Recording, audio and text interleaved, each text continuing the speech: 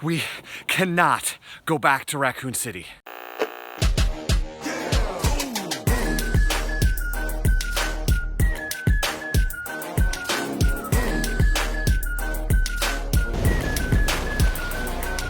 So the year is 1998. I'm in Holland, Michigan. I'm staying in an old, large, drafty, cold, noisy house. And Resident Evil 2 drops in the month of September. And so I decide that I'm going to start playing this game in the dark because I want to be immersed in the horror game because I've heard all of these amazing things.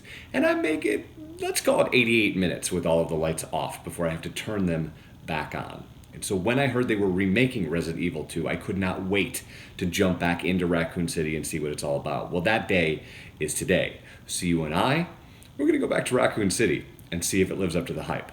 But first, for this, we're going to need a glass, ice, a flashlight, 2 fingers of bourbon, and a contingency plan. All right. Let's do this.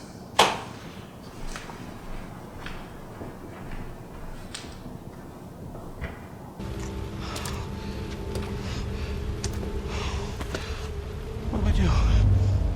What am I gonna do? Well, you're about to get eaten, for sure. Right off the bat, the Resident Evil 2 remake is about as perfect as you would want it to be. You can be either Leon Kennedy or Claire Redfield, and for this run-through, I was Leon, and when you start, the world is on fire. And the gameplay is a little bit linear as compared to other modern video games, but that doesn't really differ from how fun the game is.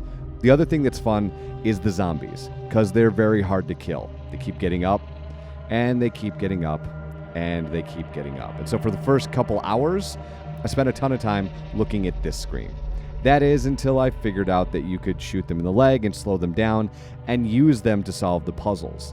The over-the-camera shot, which is different than the original game, adds a lot to the aesthetic and makes some of the jump scares quite awesome. This one is pretty early on in the game, but was the one that I had all of the lights off and was full in on the vibe, but then this happened. Please! Give me your hand. Help me!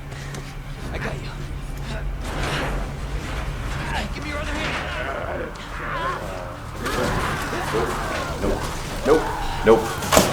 No. As for the rest of the game, it's a lot of puzzles and a lot of figuring out that you can't really save everyone while you're solving those puzzles. And so 4 or 5 hours in, I am injured, I am out of ammunition, I need some health, I've got a shotgun, and I've got some puzzles to figure out.